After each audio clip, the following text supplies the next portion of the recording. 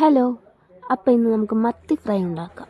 അങ്ങനെ മത്തി കഴുകി വൃത്തിയാക്കി വരഞ്ഞെടുക്കുന്നുണ്ട്. എല്ലാവരും അങ്ങനെ കുറുകെ വരയുന്നതാണ് ഞാൻ കണ്ടിട്ടുള്ളത്. പക്ഷേ എൻ്റെ അമ്മ ഇങ്ങനെയാണ് വരയിടുന്നത്. അതുകൊണ്ടാണ് ഞാനും ഇങ്ങനെ തന്നെ വരയിടുന്നത്. ഇത് തലേദിവസം കറി വെച്ചതിൻ്റെ ബാക്കി മീനാണ് കേട്ടോ. അതാണ് ഇത്ര കുറച്ച് മീനാണ്. അപ്പോൾ ഞാൻ ചേർത്ത് കൊടുക്കുന്ന മസാലകൾ മഞ്ഞൾപ്പൊടി, കുരുമുളക് പൊടി, മുളക് പൊടി, ആവശ്യത്തിന് ഉപ്പ്, ഇത്രയാണ്. ഞങ്ങളിവിടെ എരിക്ക് വേണ്ടി കുരുമുളക് പൊടി കൂടുതലും എടുക്കും.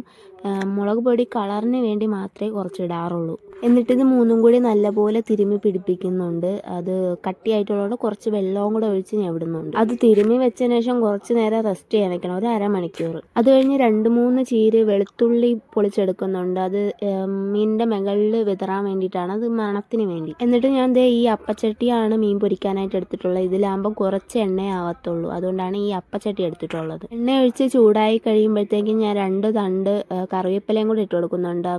നല്ല കറിവേപ്പിലയുടെ മണവും കൂടി മീനിൽ വരും. എന്നിട്ട് അതിൻ്റെ മുകളിലാണ് ഞാൻ മീൻ വെച്ച് കൊടുക്കുന്നത്. അപ്പോൾ ഇതുപോലെ എല്ലാവരും ഒന്ന് മീൻ പൊരിക്കൽ ട്രൈ ചെയ്ത് നോക്കണം കേട്ടോ. ട്രൈ ചെയ്ത് ഇഷ്ടപ്പെട്ടാൽ എൻ്റെ ചാനലൊന്ന് സബ്സ്ക്രൈബ്, ലൈക്ക് കൂടെ ചെയ്തേക്കണേ.